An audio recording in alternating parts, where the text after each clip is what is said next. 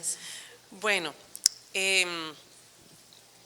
tal vez aquí lo importante, para resumir un poco toda esta experiencia que tuvo Costa Rica con este tema de la distinción entre funciones jurisdiccionales y funciones administrativas, es que cuando en el año 1996 se aprobó el Código Procesal Penal, también se aprobó una ley de reorganización judicial, más o menos por el mismo tiempo. Entonces, el paradigma que existía, eran fundamentalmente dos cosas que hacían ahí como un parteaguas importante. Número uno, que ya se iban a eliminar aquellos juzgados y tribunales de una sola sección, donde hay un solo juez que manda en su parcela, sino que se iba a trabajar con baterías de jueces en unidades de trabajo que iban a aprovechar las economías de escala. Digamos, esa fue una de las cosas importantes para nosotros. Y lo otro, que los jueces ya no iban a tener funciones administrativas porque iba a haber un órgano de administración que se iba a encargar de eso. Y con esa visión fue que en el momento el doctor Luis Paulino Mora, que en paz descanse, y me comparto la actitud de la colega de reconocer a los que nos precedieron y que aportaron tanto a las reformas y al mejoramiento de los procesos, pues citarlos y recordarlos en estos momentos porque fue una huella, una cosa que hay que reconocer. Con esa visión entonces nos fuimos con una nueva ley.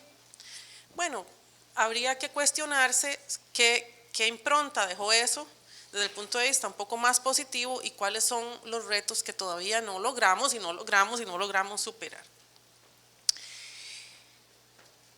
Todavía en Costa Rica los jueces coordinadores de juzgados y de tribunales tienen funciones administrativas y eso es una cosa que no debería de ser, porque hay todo un aparato administrativo en el que se gasta un montón de presupuesto del Poder Judicial y que se les paga como administradores profesionales, también personal de apoyo, y que no han asumido todavía la función administrativa. Aquí yo no voy a entrar en determinar si es que ellos no lo quieren asumir o si es que los jueces no lo quieren soltar. Eso poco importa. El dato de realidad, digamos ahora, para efectos de describir lo que está pasando, el dato de realidad es que los jueces coordinadores, no así el resto, porque si somos 14 jueces, hay un coordinador y ese es el que conserva las funciones administrativas, digamos, como por ejemplo. ¿Cuáles funciones administrativas son las que conserva? Algunos aspectos que tienen que ver con personal de apoyo, aprobar permisos, aprobar vacaciones, aprobar sustituciones de jueces que salen de vacación, ese tipo de cosas. Y eso es una lástima, o sea, que haya un juez de la República que esté gastando gran cantidad de su tiempo en ese tipo de labores. ¿Cuáles son las labores administrativas entonces que hace la administración? Ahí se llama administración de tribunales. Lo que tiene que ver con recursos económicos y básicamente la administración de salas de juicio o salas de audiencia. Y tenemos aquí un detalle, porque han crecido los tribunales, han crecido los casos, que es la tendencia que vimos ahora en la mañana, que me parece que se repite en todos los países, pero no aumentan las salas.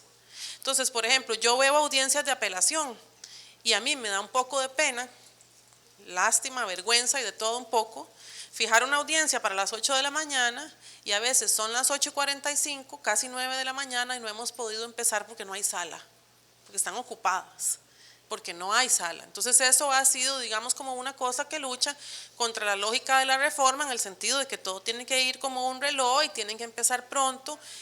No tenemos tanto recurso, dicen, para hacer tantas salas como las que necesitamos.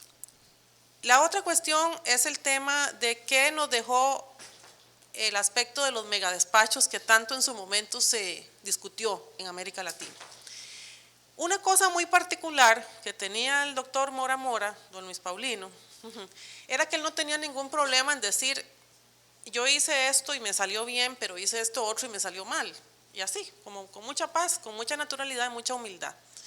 En su momento, tanta fue la resistencia de los jueces de trabajar así, y tan poca conciencia teníamos todos de que eso hay que trabajarlo a otro nivel, no es como una ley. Eso hay que hacerle sensibilización a las personas y hay que meterse en la cabeza de las personas para que acepten nuevos modelos. Entonces, tanta resistencia hubo y tanta crítica, y como hay tanta libertad de expresión, entonces también tanta crítica, incluso en periódicos, por parte de los jueces a la jerarquía con relación a ese modelo, que hubo un momento en que don Luis Paulino Mora en la corte, en sesión de corte plena, dijo, bueno, yo reconozco que me equivoqué con el tema de los megadespachos. Entonces ahí hubo un tema como de que si era que los megadespachos no debieron haberse constituido y si era que debíamos volver a que cada juzgado tuviera una parcela y cada juez fuera el señor feudal. No, ese no era el sentido. El sentido era, tal vez me equivoqué con el modo de implementación. Tal vez hubiéramos trabajado un poco mejor la cabeza de esos jueces y hubiéramos empezado de a poquito, no tal vez en la capital, sino con el modelo un poco más reposado en los lugares donde tal vez la resistencia hubiera sido menor y dejar de último la capital. ¿Qué nos dejó esto? Bueno, ahora a nadie se le ocurre pretender trabajar en un juzgado donde él sea el señor feudal. Eso es una cosa que ya no, ya todos saben que si van nombrados en un juzgado, están nombrados en un juzgado que tiene muchos jueces, depende del número de personas que sea, y que va a trabajar con un cierto personal que ya está ahí instituido, que es el coordinador, eso sí, el que se encarga de algunos aspectos disciplinarios y de administración, y que hay una administración como oficina específica de tribunales que es la que le va a dar los recursos que necesita, las salas, los códigos, lo que necesite, ¿verdad?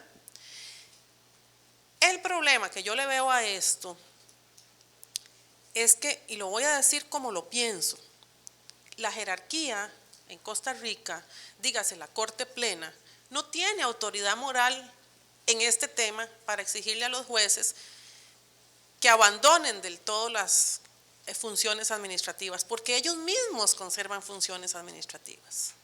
Y una cosa por la que hay que luchar, me parece a mí, es porque los órganos superiores, la jerarquía de nuestros poderes judiciales, en nuestro caso la Corte Plena, número 1, sea un grupo más pequeño, manejable, no sea un elefante.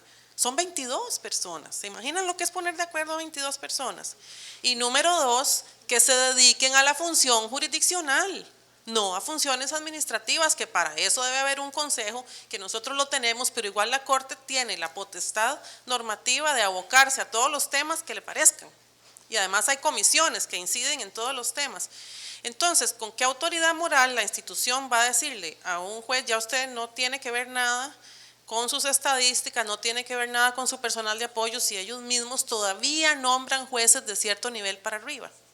Claro, nombran jueces después de una terna y un concurso, eso sí tengo que decir, ¿verdad? Porque la carrera judicial sí se respeta, pero entre los 4 o 3 que vayan en la terna, todavía la Corte Plena tiene la potestad de nombrar dentro de esas personas, eso no debería de ser. Es decir, se supone que el ideal es que la Corte Suprema o el Tribunal Supremo, como ustedes le digan en sus países, se dedique a las funciones jurisdiccionales y que por ahí haya un órgano que se dedique a las funciones administrativas. Eso todavía, digamos, no lo hemos conseguido. Ya me está codeando República Dominicana.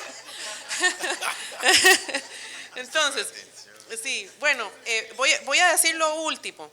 ¿Qué es lo que yo quisiera para Costa Rica? Tampoco lo puedo decir para todos los países porque no conozco tanto la idiosincrasia de todos los países como para repartir el modelo para todo el mundo. Pero yo sí quisiera que una administración en Costa Rica sea la que le lleve el pulso a los juzgados y a los tribunales.